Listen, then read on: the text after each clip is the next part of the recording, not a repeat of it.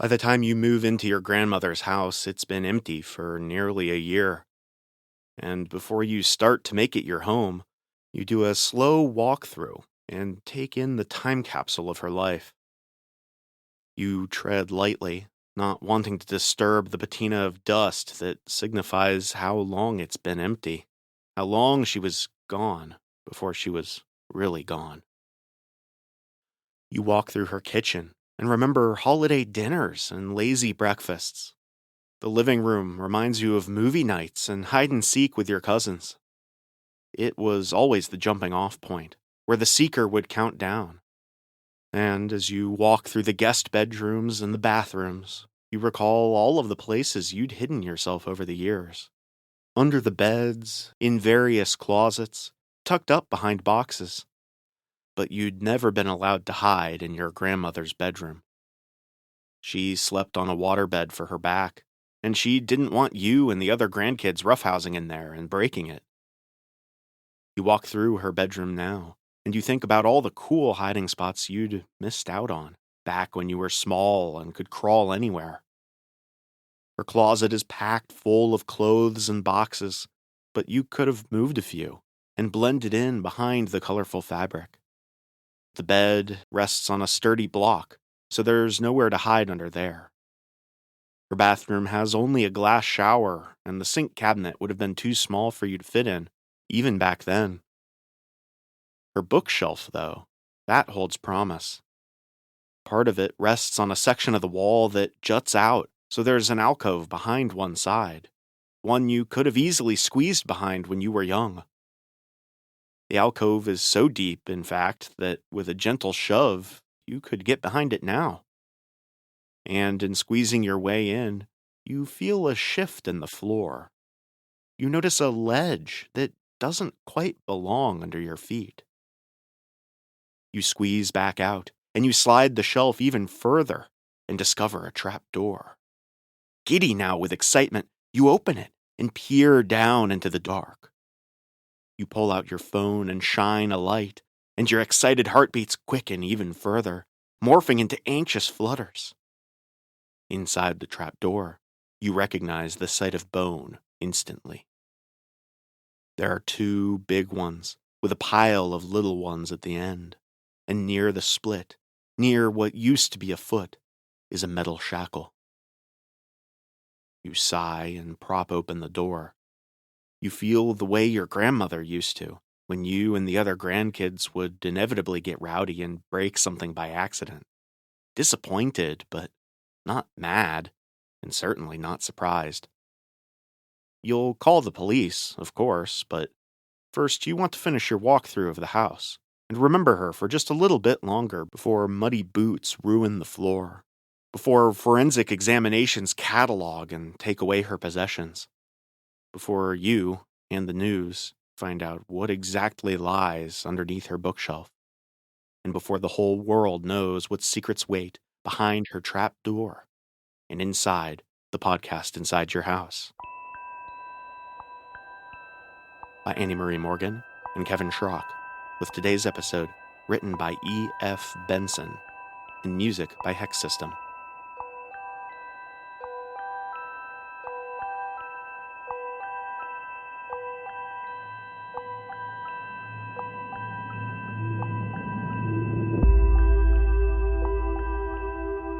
Season 3, Episode 14, A Tale of an Empty House.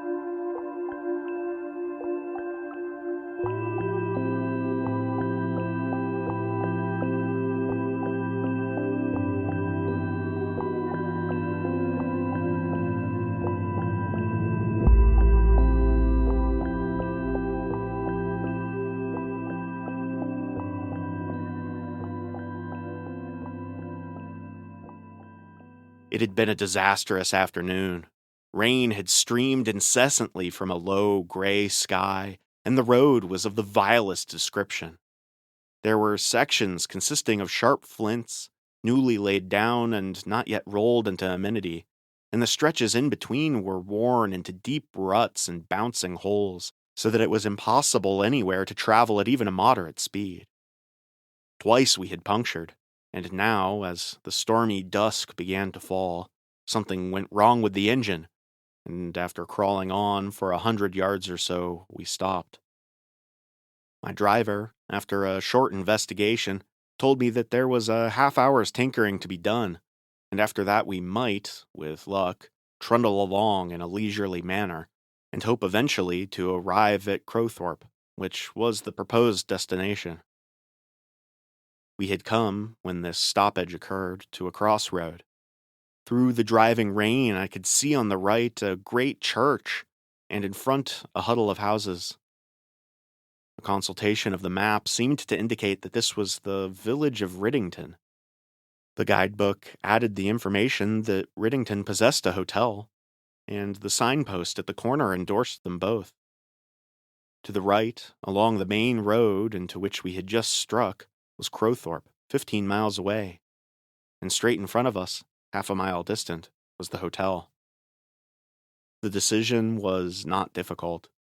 There was no reason why I should get to Crowthorpe tonight instead of tomorrow, for the friend whom I was to meet there would not arrive until next afternoon.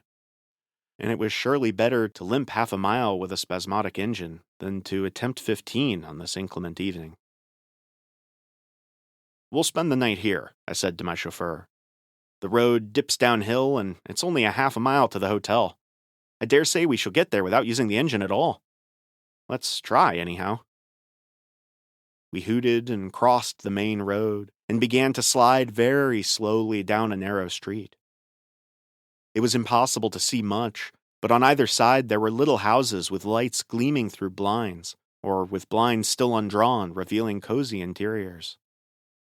Then the incline grew steeper, and close in front of us I saw masts against a sheet of water that appeared to stretch unbroken into the rain-shrouded gloom of the gathering night. Riddington, then, must be on the open sea, though how it came that boats should be tied up to an open quay wall was a puzzle, but perhaps there was some jetty, invisible in the darkness, which protected them. I heard the chauffeur switch on his engine as we made a sharp turn to the left, and we passed below a long row of lighted windows, shining out onto a rather narrow road, on the right edge of which the water lapped. Again he turned sharply to the left, described a half circle on crunching gravel, and drew up at the door of the hotel. There was a room for me, there was a garage, there was a room for him, and dinner had not long begun. Among the little excitements and surprises of travel, there is none more delightful than that of waking in a new place at which one has arrived after nightfall on the previous evening. The mind has received a few hints and dusky impressions, and probably during sleep it has juggled with these, constructing them into some sort of coherent whole, and next morning its anticipations are put to the proof. Usually the eye has seen more than it has consciously registered, and the brain has fitted together as in a manner of a jigsaw puzzle, a very fair presentment of its immediate surroundings. When I woke next morning, a brilliantly sunny sky looked in at my windows. There was no sound of wind or of breaking waves, and before getting up and verifying my impressions of the night before, I lay and washed in my imagined picture. In front of my windows there would be a narrow roadway, bordered by a quay wall. There would be a breakwater, forming a harbor for the boats that lay at anchor there. And away to the horizon would stretch an expanse of still and glittering sea. I ran over these points in my mind. They seemed an inevitable inference from the glimpses of the night before. And then, assured of my correctness, I got out of bed and went to the window. I have never experienced so complete a surprise. There was no harbor. There was no breakwater, and there was no sea. A very narrow channel, 3/4 choked with sandbanks on which now rested the boats, whose masts I had seen the previous evening, ran parallel to the road, and then turned at right angles and went off into the distance. Otherwise, no water of any sort was visible, right and left, and in front stretched a limitless expanse of shining grasses, with tufts of shrubby growth and great patches of purple sea lavender. Beyond were tawny sandbanks, and further yet, a line of shingle and scrub and sand dunes. But the sea, which I had expected to fill the whole circle of the visible world until it met the sky on the horizon, had totally disappeared. After the first surprise at this colossal conjuring trick was over, I dressed quickly in order to ascertain from the local authorities how it was done. Unless some hallucination had poisoned my perceptive faculties, there must be an explanation of this total disappearance, alternately of sea and land, and the key, when supplied, was simple enough. That line of shingle and scrub and sand dunes on the horizon was a peninsula, running for 4 or 5 miles parallel with the land, forming the true beach, and it enclosed this vast basin of sandbanks and mud banks and level lavender-covered marsh, which was submerged at high tide and made an estuary. At low tide, it was altogether empty, but for the stream that struggled out through the various channels to the mouth of it, 2 miles away to the left. And there was easy passage across it for a man who carried his shoes and stockings to the far sand dunes and beaches which terminated at Reddington Point, while at high tide you could sail out from the quay just in front of the hotel and be landed there. The tide would be out of the estuary for 5 or 6 hours yet. I could spend the morning on the beach, or, taking my lunch, walk out to the point and be back before the returning waters rendered the channel impassable. There was good bathing on the beach, and there was a colony of terns who nested there. Already, as I ate my breakfast at a table in the window overlooking the marsh, the spell and attraction of it had begun to work. It was so immense and so empty. It had the allure of the desert about it, with none of the desert's intolerable monotony, for companies of chiding gulls hovered over it, and I could hear the pipe of redshank and the babble of curlews. I was due to meet Jack Granger and Crowthorpe this evening, but if I went, I knew that I should persuade him to come back to Reddington, and from my knowledge of him, I was aware that he would feel the spell of the place no less potent than I. So, having ascertained that there was room for him here, I wrote him a note saying that I had found the most amazing place in the world, and told my chauffeur to take the car into Crowthorpe to meet the train that afternoon and bring him here. And with a perfectly clear conscience, I set off with a towel and a packet of lunch in my pocket to explore vaguely and goallessly that beckoning immensity of lavender-covered, bird-haunted expanse. My way, as pointed out to me, led first along a sea bank, which defended the drained pasture land on the right of it from the high tides, and at the corner of that I struck into the basin of the estuary. A contour line of jetsam, withered grass, strands of seaweed, and the bleached shells of little crabs showed where the last tide had reached its height, and inside it the marsh growth was still wet. Then came a stretch of mud and pebbles, and presently I was wading through the stream that flowed down to the sea. Beyond that there were banks of ribbed sand swept by the incoming tides, and soon I regained the wide green marshes on the farther side, beyond which was the bar of shingle that fringed the sea. I paused as I reshod myself. There was not a sign of any living human being within sight, but never have I found myself in so exhilarating a solitude. Right and left were spread the lawns of sea lavender, starred with pink tufts of thrift and thickets of sueda bushes. Here and there were pools left in depressions of the ground by the retreated tide, and here were patches of smooth, black mud, out of which grew, like little spikes of milky green asparagus, a crop of glasswort. And all these happy vegetables flourished in the sunshine or the rain or the salt of the flooding tides with impartial amphibiousness. Overhead was the immense arc of the sky, across which flew now a flight of duck, hurrying with necks outstretched, and now a lonely black-backed gull, flapping his ponderous way seaward. Curlews were bubbling, and redshank and ringed plover fluting. And now, as I trudged up the shingle bank, at the bottom of which the marsh came to an end, the sea, blue and waveless, lay stretched and sleeping, bordered by a strip of sand on which far off a mirage hovered. But from end to end of it, as far as the eye could see, there was no sign of human presence. I bathed and basked on the hot beach, walked along for half a mile, and then struck back across the shingle and into the marsh. And then, with a pang of disappointment, I saw the first evidence of the intrusion of man into this paradise of solitude.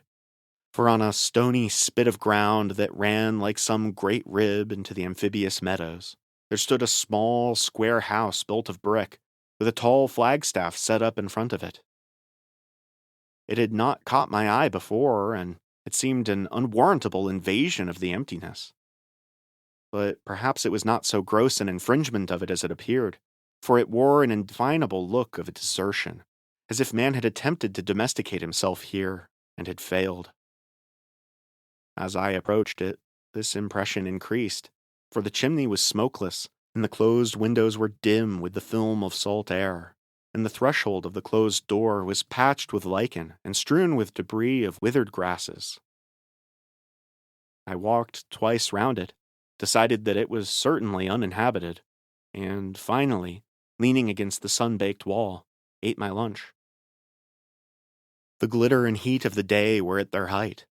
Warmed and exercised and invigorated by my bath, I felt strung to the supreme pitch of physical well-being, and my mind, quite vacant except for these felicitous impressions, followed the example of my body and basked in an unclouded content. And I suppose by a sense of the Lucretian luxury of contrast, it began to picture to itself, in order to accentuate these blissful conditions, what this sunlit solitude would be like when some November night began to close in underneath a low, gray sky and a driving storm of sleet. Its solitariness would be turned into an abominable desolation, if from some unconjecturable cause one was forced to spend the night here. How the mind would long for any companionship. How sinister would become the calling of the birds. How weird the whistle of the wind round the cavern of this abandoned habitation. Or would it be just the other way around? And would one only be longing to be assured that the seeming solitude was real, and that no invisible but encroaching presence, soon to be made manifest, was creeping nearer under the cover of dusk, and be shuddering to think that the wail of the wind was not only the wind, but the cry of some discarnate being, and that it was not the curlews who made that melancholy piping. By degrees, the edge of thought grew blunt and melted into inconsequent imaginings, and I fell asleep. I woke with a start from the trouble of a dream that faded without waking, but felt sure that some noise close at hand had aroused me. And then it came again. It was the footfall of someone moving about inside the deserted house, against the wall of which my back was propped. Up and down it went, then paused and began again. It was like that of a man who waited with impatience for some expected arrival. I also noticed that the footfall had an irregular beat, as if the walker went with a limp. Then, in a minute or two, the sound ceased altogether. An odd uneasiness came over me, for I had been so certain that the house was uninhabited. Then, turning my head, I noticed that in the wall just above me was a window, and the notion, wholly irrational and unfounded, entered my mind that the man inside who tramped was watching me from it. When once that idea got a hold of me, it became impossible to sit there in peace any more, and I got up and shoveled into my knapsack my towels and the remains of my meal. I walked a little further down the spit of land which ran out into the marsh, and turning, looked at the house again, and again to my eyes it seemed absolutely deserted. But after all, it was no concern of mine, and I proceeded on my walk, determined to inquire casually on my return to the hotel who it was that lived so hermetical a place, and for the present dismissed the matter from my mind. It was some 3 hours later that I found myself opposite the house again, after a long, wandering walk. I saw that by making an only slightly longer detour, I could pass close to the house again, and I knew that the sound of those footsteps within it had raised in me a curiosity that I wanted to satisfy. And then, even as I paused, I saw that a man was standing by the door. How he came there I had no idea, for the moment before he had not been there. and he must have come out of the house. He was looking down the path that led through the marsh, shielding his eyes against the sun. And presently he took a step or two forward, and he dragged his left leg as he walked, limping heavily. It was his step, then, which I had heard within, and any mystery about the matter was of my own making. I therefore took the shorter path, and got back to the hotel to find that Jack Granger had just arrived. We went out again in the gleam of the sunset, and watched the tide sweeping in and pouring up the dikes, until again the great conjuring trick was accomplished, and the stretch of marsh with its fields of sea lavender was a sheet of shining water. Far away across it stood the house by which I had lunched, and just as we turned, Jack pointed to it. "Well, that's a queer place for a house," he said. "I suppose no one lives there." "Yes, a lame man," said I. "I saw him today. I'm going to ask the hotel porter who he is." The result of this inquiry was unexpected. "No, the house has been uninhabited several years," he said. "It used to be a watch house from which the Coast Guard signaled if there was a ship in distress, and the lifeboat went out from here. But now the lifeboat and the Coast Guards are at the end of the point." "Then who is the lame man I saw walking about there and heard in the house?" I asked. He looked at me, I thought queerly. "I don't know who that could be," he said. "There's no lame man about here to my knowledge." The effect on Jack of the marshes and their gorgeous emptiness, of the sun and the sea, was precisely what I had anticipated. He vowed that any day spent anywhere than on these beaches and fields of sea lavender was a day wasted, and proposed that the tour, of which the main object had originally been the golf links of Norfolk, should for the present be cancelled. In particular, it was the birds of this long, solitary headland that enchanted him. "After all, we can play golf anywhere," he said. "There's an oyster-catcher scolding, do you hear? And how silly to whack a little white ball. Ringed plover. But what's that calling as well? When you can spend the day like this. Oh, don't let us go and bathe yet. I want to wander along that edge of the marsh. Ha! There's a company of turnstones. They make a noise like the drawing of a cork. Oh, there they are, those little chaps with the chestnut-colored patches. Let's go along near the edge of the marsh and come out by the house where your lame man lives." We took, therefore, the path with the longer detour, which I had abandoned last night. I had said nothing to him of what the hotel porter had told me that the house was unlived in, and all he knew was that I had seen a lame man, apparently in occupation there. My reason for not doing so, to make the confession at once, was that I had already half believed that the steps I had heard inside and the lame man I had seen watching outside did not imply in the porter's sense of the word that the house was occupied, and I wanted to see whether Jack as well as myself would be conscious of any such tokens of a presence there. And then the oddest thing happened. All the way up to the house, his attention was alert on the birds, and in especial on a piping note which was unfamiliar to him. In vain he tried to catch sight of the bird that uttered it, and in vain I tried to hear it. "It doesn't sound like any bird I know," he said. "In fact, it doesn't sound like a bird at all, but like some human being whistling.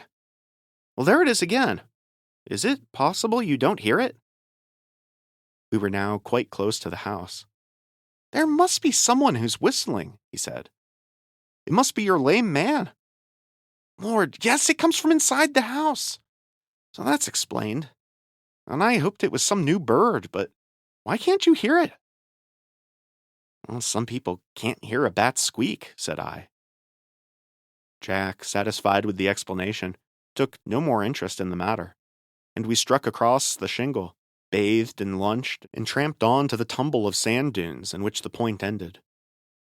For a couple of hours we strolled and lazed there in the liquid and sunny air, and reluctantly returned in order to cross the ford before the tide came in.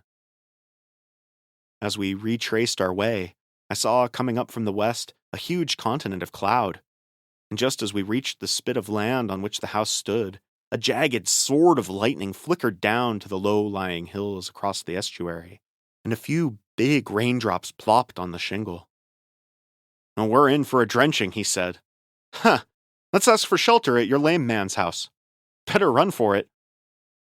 Already the big drops were falling thickly, and we scuttled across the 100 yards that lay between us and the house, and came to the door just as the sluices of heaven were pulled wide. He rapped on it, but there came no answer. He tried the handle of it, but the door did not yield. And then, by sudden inspiration, he felt along the top of the lintel and found a key. It fitted into the wards, and the next moment we stood within. We found ourselves in a slip of a passage, at the end of which went up the staircase to the floor above. On each side of it was a room, one a kitchen, the other a living room, but in neither was there any stick of furniture. Discolored paper was peeling off the walls. The windows were thick with spidery weavings, the air heavy with unventilated damp. Well, your lame man dispenses with the niceties as well as the luxuries of life, said Jack. A Spartan fellow. We were standing in the kitchen. Outside, the hiss of the rain had grown to a roar, and the bleared window was suddenly lit up with a flare of lightning. A crack of thunder answered it, and in the silence that followed, there came from just outside, audible now to me, the sound of a piping whistle. Immediately afterward, I heard the door by which we had just entered violently banged, and I remembered that I had left it open. His eyes met mine. But there was no breath of wind, I said. What made it bang like that? And that was no bird that whistled, said he. There was a shuffle in the passage outside, of a limping step. I could hear the drag of a man's lame foot along the boards. He's come in, said Jack. Yes, he had come in. And who had come in? At that moment, not fright, but fear, which is a very different matter, closed in on me. Fright, as I understand it, is an emotion, startling, but not unnerving. You may, under the finger of fright, spring aside. You may scream. You may shout. You may have the command of your muscles. But as that limping step moved down the passage, I felt fear, the hand of the nightmare that as it clutches, paralyzes, and inhibits not action only, but thought. I waited, frozen and speechless, for what should happen next. Exactly opposite the open door of the kitchen in which we stood, the steps stopped. And then, soundlessly and invisibly, the presence that had made itself manifest to the outward ear entered. Suddenly I heard Jack's breath rattle in his throat. "Oh my God!" he cried in a voice hoarse and strangled, and he threw his left arm across his face as if defending himself, and his right arm shooting out seemed to hit at something which I could not see, and his fingers crooked themselves as if clutching at that which had evaded his blow. His body was bent back as if resisting some invisible pressure, then lunged forward again, and I heard the noise of a resisting joint and saw on his throat the shadow, or so it seemed, of a clutching hand. At that, some power of movement came back to me, and I remember hurling myself at the empty space between him and me, and felt under my grip the shape of a shoulder, and heard on the boards of the floor the slip and scoop of a foot. Something invisible, now a shoulder, now an arm, struggled in my grasp, and I heard a panting respiration that was not Jack's nor mine. And now and then in my face I felt a hot breath that stank of corruption and decay. And all the time this physical contention was symbolical only. What he and I wrestled with was not a thing of flesh and blood, but some awful spiritual presence. And then there was nothing. The ghostly invasion ceased as suddenly as it had begun, and there was Jack's face gleaming with sweat close to mine, as we stood with dropped arms opposite each other in an empty room, with the rain beating on the roof and the gutters chuckling. No word passed between us, but next moment we were out in the pelting rain, running for the ford. The deluge was sweet to my soul. It seemed to wash away that horror of great darkness and that odor of corruption in which we had been plunged. Now I have no certain explanation to give of the experience which has here been shortly recounted, and the reader may or may not connect with it a story that I heard a week or two later on my return to London. A friend of mine and I had been dining at my house one evening, and we had discussed a murder trial then going on of which the papers were full. It isn't only the atrocity that attracts, he said. I think it's the place where the murder occurs that is the cause of the interest in it. A murder at Brighton, or Marsgate, or Ramsgate, any place which the public associates with pleasure trips, attracts them because they know the place and can visualize the scene. But when there's a murder at some small, unknown spot which they have never heard of, there's no appeal to their imagination. Last spring, for instance, there was the murder at a small village on the coast of Norfolk. I've forgotten the name of the place, though I was in Norwich at the time of the trial and was present in court. It was one of the most awful stories I ever heard, as ghastly and sensational as this last affair, but it didn't attract the smallest attention. Odd that I can't remember the name of the place when all the rest is so vivid to me. Well, tell me about it, I said. I've never heard of it. Well, there was this little village, and just outside of it was a farm owned by a man called John Beardsley. He lived there with his only daughter, an unmarried woman of about 30. A good-looking, sensible creature, apparently. The last in the world you would have thought to do anything unexpected. There worked at the farm as a day laborer a young fellow called Alfred Malden, who, in the trial of which I am speaking, was the prisoner. He had one of the most dreadful faces I ever saw, a cat-like receding forehead, a broad, short nose, and a great red, sensual mouth always on the grin. He seemed to positively enjoy being the central figure around whom all the interest of these ghoulish women who thronged the court was concentrated. And when he shambled into the witness box— Shambled? I asked. Yes, he was lame, his left foot dragged along the floor as he walked. And as he shambled into the witness box, he nodded and smiled to the judge and clapped his counsel on the shoulder and leered at the gallery. He worked on the farm, as I was saying, doing jobs that were within his capacity, among which was certain housework, carrying coals and whatnot. For John Beardsley, though very well off, kept no servant, and this daughter, Alice, that was her name, ran the house. And what must she do but fall in love? It was no less than that with this monstrous and misshapen fellow. One afternoon, her father came home unexpectedly and caught them together in the parlor, kissing and cuddling. He turned the man out of the house, neck and crop, gave him his week's wages and dismissed him, threatening him with a fine thrashing if he ever caught him hanging around the place. He forbade his daughter ever to speak to him again, and in order to keep watch over her, got in a woman from the village who would be there all day while he was out on the farm. Young Malden, deprived of his job, tried to get work in the village, but none would employ him, for he was a black-tempered fellow, ready to pick a quarrel with anyone, and an unpleasant opponent, for with all his lameness he was of immense muscular strength. For some weeks he idled about the village, getting a chance job occasionally, and, no doubt, as you will see, Alice Beardsley managed to meet him. The village, its name still escapes me. Well, it lay on the edge of a big tidal estuary, full at high water, but on the ebb of a broad stretch of marsh and sand and mud banks, beyond which ran a long belt of shingle that forms the seaward side of the estuary. On it stood a disused Coast Guard house, a couple of miles away from the village, and in as lonely a place as you would find anywhere in England. At low tide there was a shallow ford across to it, and in the sandbanks round it, some beds of cockle.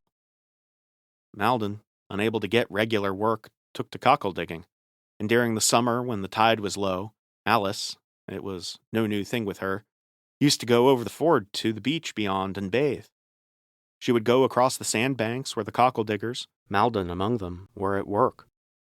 And if he whistled as she passed, that was the signal between them that he would slip away presently and join her at the disused Coast Guard house. And there, throughout the summer, they used to meet.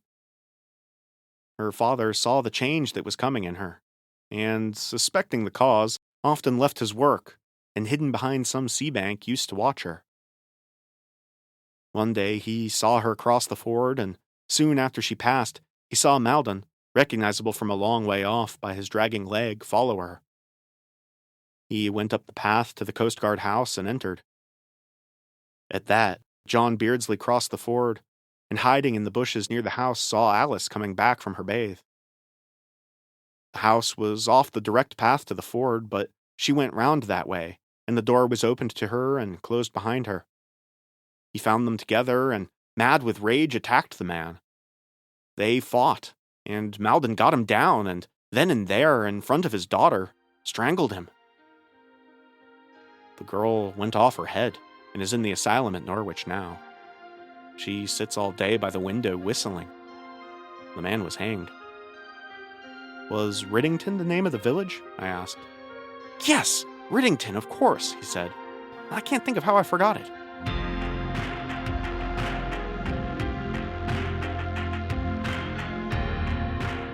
Thank you for tuning into this episode of The Podcast Inside Your House.